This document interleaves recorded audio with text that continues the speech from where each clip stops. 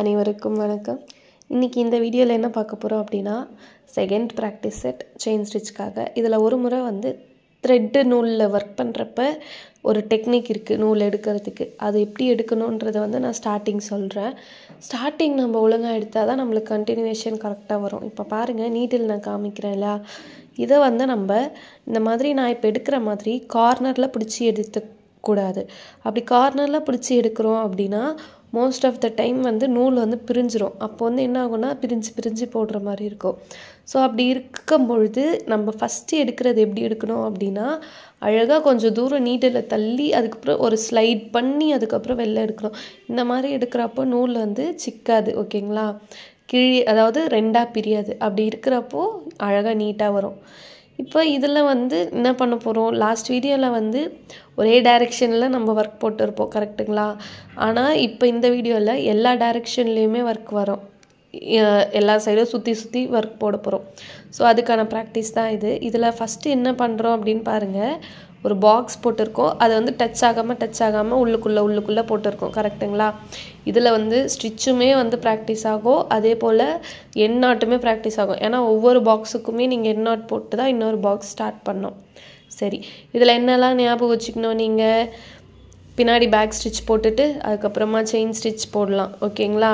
ஒவ்வொரு இடத்துல திருப்புறப்பவும் பின்னாடி ஒரு பேக் ஸ்டிச் இருக்கணும். அப்போ தான் நம்மளுக்கு ஷார்ப்னஸ் வரும், கரெக்டுங்களா? லைனுக்கு ஷார்ப்னஸ் சொன்னேன்னா, ஞாபகம் வச்சுக்கணும்னு சொன்னேன்னா திருப்புறப்போ அது ஒன்று இருக்கா? அதுக்கப்புறம் என்ன டிப்ஸ் சொன்னேன்னா, உங்களுக்கு நீடில் ஸ்ட்ரெயிட்டாக வைக்கணும்னு சொல்லியிருந்தேன். அதுக்கப்புறம் எந்த சைடு போடுறோமோ அந்த சைடு ஹூக் கரெக்டாக இருக்கணும். அப்போ தான் நம்மளுக்கு பிரச்சனை இருக்காது.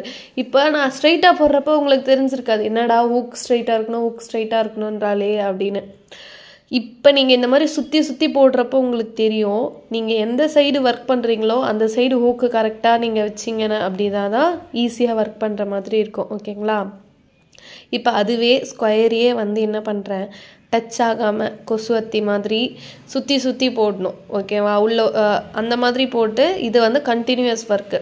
ஒரே ஒரு முறை தான் எண் நாட் போடுவீங்க, ஸ்டார்ட் பண்ணுவீங்க, கடைசியாக எண் நாட் ஒரே ஒரு முறை தான் போடுவோம். ஸோ லைனை பொறுத்த வரைக்கும் ஷார்ப்னஸ் பழக்கப்படுத்தணும். அதுக்கப்புறமா இதுக்கு முன்னாடி சொன்ன டிப்ஸ் எல்லாம் ஃபாலோ பண்ணோம். ஓகேங்களா? நெக்ஸ்ட்டு என்ன பண்ண போகிறோம், சர்க்கிளில் வரைய போகிறோம். அதையே அப்படியே ஸ்கொயரில் போட்டதே உள்ள சர்க்கிளில் போட்டு பழக போகிறோம். சர்க்கிளை பொறுத்த வரைக்கும் கேர்வில் நான் என்ன சொல்லியிருந்தேன், சின்னதாக போடணும்னு சொல்லியிருந்தேன்னா, அப்போ தான் அது பார்க்க அழகாக இருக்கும். இதே போல் எண் நாட் போட்டுட்டு உள்ளுக்குள்ளே ஒர்க் பண்ண போகிறோம். இந்த ப்ராக்டிஸ் செட்டை பொறுத்த வரைக்கும் உங்களுக்கு என்னது, செயின் ஸ்டிச்சோ பழகும், எண் நாட்டோ பழகும், அதே போல் எல்லா ஆங்கிள்லேயும் எப்படி ஒர்க் பண்ணுறது அப்படின்றது பழகும். ஓகேங்களா? ஸோ அதனால் மறக்காமல் இந்த செட்டை அப்படியே ப்ராக்டிஸ் பண்ணி பாருங்கள். ப்ராக்டிஸ்ன்றது ரொம்ப முக்கியம். என்னடா இவ திருப்பி செயின் ஸ்டிச்சு எண் நாட்டையே ப்ராக்டிஸ் பண்ணுன்றாலே அப்படின்னு நினைக்காதீங்க. இருக்கிறதுலே இதுதான் பேசிக். இது தெரிஞ்சாலே ரொம்ப ஈஸிங்க, அதனால தான். ஓகேவா? ஸோ அதே போல் டச் ஆகாமல் சர்க்கிளில் ஒரு ஒர்க் போடுறோம். முடிஞ்சா இதை முடிச்சுட்டு அதுக்கப்புறமா திலகத்தையும் அதே போல் உள்ளுக்குள்ளே போட்டுட்டு அதுக்கப்புறம் போடுறோம். இப்போ இதில் நீங்கள் மேலே ஷார்ப் ஷார்ப் என்ன பண்ணணும்னு சொன்னேன், பேக் ஸ்டிச் போடணும்.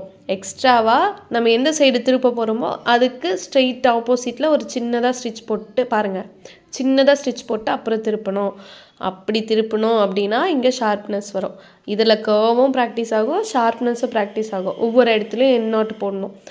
அதையே அப்படியே விடாமல் கண்டினியூஸாக ஒரு ஸ்டிச்சு, இதையும் பழகிக்கோங்க.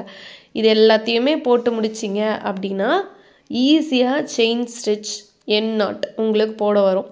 இந்த ஸ்டிச்சஸ் எப்படி போடணும்னு தெரியாமல் இந்த வீடியோ சடனாக பார்த்துட்டீங்க அப்படின்னா, இதுக்கு முன்னாடி போயிட்டு எங்கள் சேனலில் போயிட்டு ப்ளேலிஸ்ட்டு நான் க்ரியேட் பண்ணி வைக்கிறேன்.